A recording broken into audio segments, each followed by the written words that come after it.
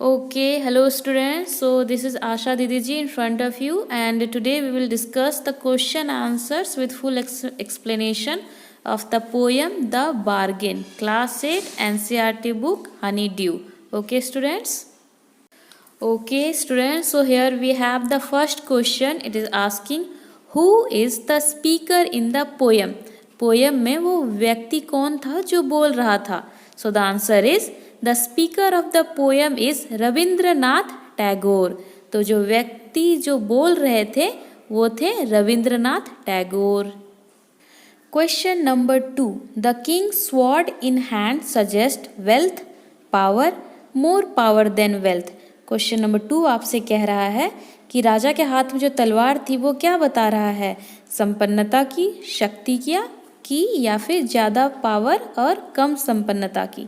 So the answer is more power than wealth. तो संपन्नता से ज़्यादा शक्ति का वो प्रतीक हो रहा था वो तलवार, है ना.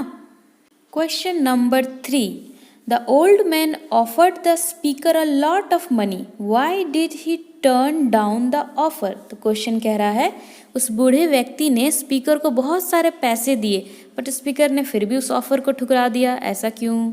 सो the answer is he turn down the offer because he valued his freedom more than the money. He did not want to live a life of slave. तो आंसर है कि वो जो व्यक्ति था स्पीकर, उसने वैल्यू दिया फ्रीडम को, अपनी स्वतंत्रता को ज़्यादा वैल्यू दिया पैसे से. इसलिए और वो एक गुलाम का जीवन नहीं जीना चाहता था, इसलिए उसने गोल्ड कॉइन्स का जो ऑफर था उस बूढ़े व्यक्ति का, उसको अस्वीकार कर दिया. Question number 4 asking find the poem lines that match the following. तो आपको पोएम लाइन्स में खोजना है कि अभी जो कुछ वर्ड्स दिए होंगे उससे मिलता जुलता शब्द क्या है वहाँ पे, लाइन है ना. जैसे first question is I have nothing to give you except goodwill and cheer. तो पहला नंबर है कि मैं तुम्हें कुछ नहीं दे सकता बजाय तुम्हें खुशी के और अच्छी चीज़ों के, मतलब अच्छी भावना के. सो the answer is you can see in the poem it is written here in the last line I hire you with nothing. ठीक है कि मैं आपको अपना हायर करूँगा बिना किसी चीज़ के. ये लाइन मैच करती है ना.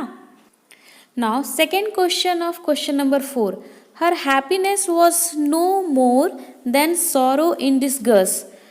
सो सेकेंड क्वेश्चन कह रहा है कि सेकेंड लाइन से आपको मैच करना है. तो सेकेंड लाइन इज सेइंग कि उसकी मुस्कुराहट जी थी वो ज़्यादा देर तक नहीं रही, वो दुख में बदल गई. सो ऐसा ही लाइन जिससे पता चलता है ये क्वेश्चन है वो पोयम में ये है कि her smile पेल्ड and melted into tears. उसकी जो मुस्कुराहट थी वो धीरे हो गई और वो उसकी जो खुशी थी वो आंसुओं में बदल गई, है ना. Now the third question of question number 4. The king's might was not worth much. So जो किंग जो है वो उतनी शक्ति हो सकता है वो उसके लायक नहीं था. तो ये पोएम के किस लाइन से मैच करता है? So the line is but his power counted for not. Okay बच्चों. Now the fifth question asking how did the speaker feel after talking to the child in the beach. तो speaker को कैसा लगा बच्चे से बीच में बात करके? So the answer is the speaker felt a kind of freedom after talking to the child in the beach because the child was willing to hire the speaker for nothing. Okay बच्चों. तो क्या होता है कि वो जो speaker था उससे बहुत आज़ादी महसूस हुई, उसे बहुत अच्छा लगा क्योंकि वो जो बच्चा था वो बिना किसी चीज़ के लिए उसे हायर करने के लिए रेडी था. Okay students, so here we have covered all the question answers of the poem The Bargain. I hope you all got understood the questions and answers, and in case you have any doubts you can write it in the comment box. And all the best for your studies. Stay safe and happy.